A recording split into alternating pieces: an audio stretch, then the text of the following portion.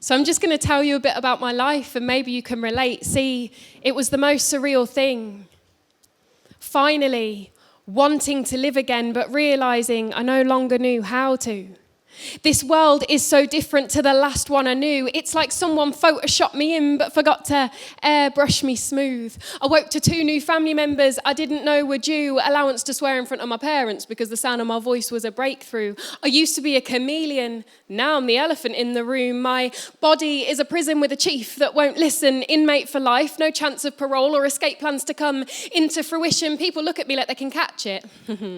Maybe they can, but I'd argue more likely that they don't understand. If only they understood that they don't understand, that would lend more of a helping hand than wrapping me in bubble wrap and sending me in padded package into a secure room where I can be manned. I'm not mental.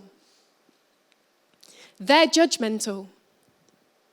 I'm not mentally ill, I'm mentally intriguing. And there's something very beautiful about being mentally intriguing. I'm not talking about how sometimes I forget how to breathe in without counting. I mean the ability to tap into another dimension that some people will only ever dream in. Plus, when I'm mentally intriguing, I know how to behave. Trying to act normal feels like someone turned up gravity and it's sucking me through the floor into an early grave. Maybe I see the world through fanatical eyes, or maybe some only open theirs up to desirable skies. My head is in the clouds, not because I'm high, but because they hang low and because climates don't compromise. When I'm left cold and without light, though the sun remembered to rise, I'm reminded if I don't meet expectations, I am not obliged to apologize. Like that time I felt nothing plummeting from a 14,000-foot skydive, because happiness isn't real and neither is fear. That in your mind.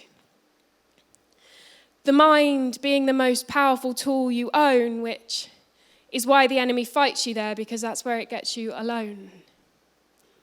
How can I feel everything and nothing within one breath? How can I feel empty, yet simultaneously as heavy as my dad's eyelids after a bottle of red? Forget monsters underneath mine. Spoon me in my bed, body's exhausted, ready to sleep, but the memo didn't make it to my head. Maybe the problem is it's midday and I'm forcing myself to sleep, and not because I'm tired, but so something may have changed when I awake to pull me out of this whimpering heat that seemingly there is no reason for me to be in. My body feels stronger than it should ever have had to be, yet still I'll speak to you with the honesty of a child if with the delicacy of one is how you treat me. If I was screaming because I trapped my finger in a door, it would be easy to feel sympathy, but trapped inside my own head, the instinct is to criticize and flee. But please, try to imagine feeling so anxious that the sound of someone parting their lips makes you feel you could rip your eardrums out with ease, or the texture of loved ones' words make you bite because they torment your teeth, or your clothes touching you the wrong way leaves you twitching for weeks. I'm not mad at you.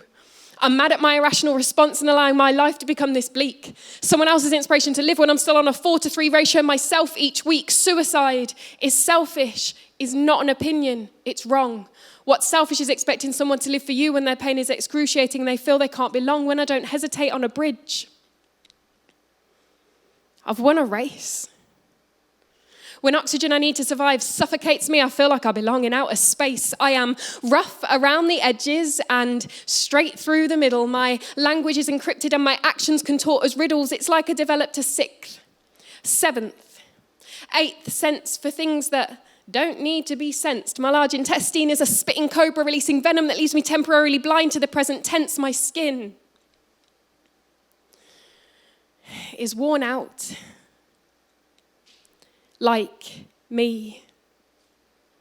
Baths became an overused comfort, like tea. I never drink decaf, and I do that for me because despite what doctors have me believe, no one was ever diagnosed with something off the back of lack of decaf coffee. Don't let me fool you into a false sense of security. I think too much to be logical. But writing makes you feel happy. No, writing makes me feel, full stop. So I load my pen with pain and I spiel, because this is what happens when mental intrigue reaches fever pitch. We create something that makes the pain appeal, and there's something to be said for a rhyme to help people believe that something is real. The day I began to lose my mind, I began to find myself. That is when I realized it is okay to ask for help. Even if it means waking someone up. Self-sabotage is enticing, but it is a relief when someone interrupts. See, 2 steps forward and 1 step back is not a royal fuck up. It is still 1 step forward. So I take the bad with the good and I embrace my disordered and awkward now. I look forward to tasting that first tea of many in the morning because it means I've made it through another night. Progress is progress, regardless of how slight.